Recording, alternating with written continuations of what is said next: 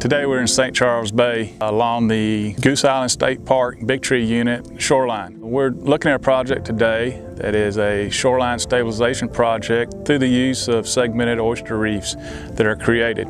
This project will create 7 segmented reefs that are 40 meters long, 10 meters wide, and 0.3 meters high. We just finished up last week restoring 2,000 feet of oyster reef adjacent to Goose Island State Park. This project is really unique in that we are able to restore this oyster reef using almost 100% recycled oyster shells that have been reclaimed from our partners in Corpus Christi. So Groomers Seafood, as well as Water Street Seafood Restaurants and Oyster Bar, have donated all their shells to us over the past few years. We've been able to reclaim those shells and put them back where nature intended. We have a lot of great funding partners as well, so CCA Texas and Building Conservation Trust help provide the funds for this, as well as the National Wildlife Foundation. Yeah, there are a lot of different things that we've had the youth out here doing, and we've really wanted to get them, bring them on the project early on, so they've been helping us with planning.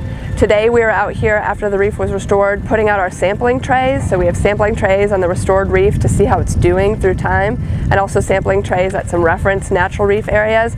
And we have students out here with us that are putting those trays in the field, and then they're going to be with us monitoring those reef communities as they develop over time.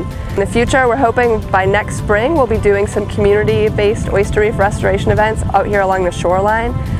Those days are great. We try to get as many volunteers as we can. We typically get about 100 volunteers come out, bag up recycled oyster shell, and help us build oyster reef right along the shoreline. So it helps as another line of defense for coastal protection.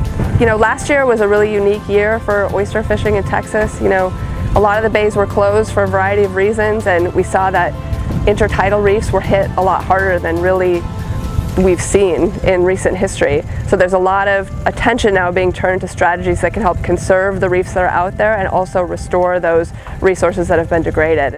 My project focuses on collecting benthic core sampling, and also we're doing vegetative sampling along the shoreline, along where I'm going to be doing my project. We'll be looking for macrofauna and also determining just the kind of species that are out there to include crabs, shrimp, fish, oyster recruitment as well.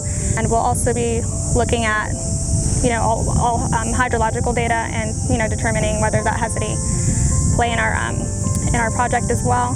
The project will offer a great fishing opportunity for recreational anglers from Aransas County, Rockport, and the surrounding areas, as well as those that visit from across the state. It'll be a great wade fishing venue, kayaking area, and provides great habitat for redfish, speckled trout, crabs, and other marine species.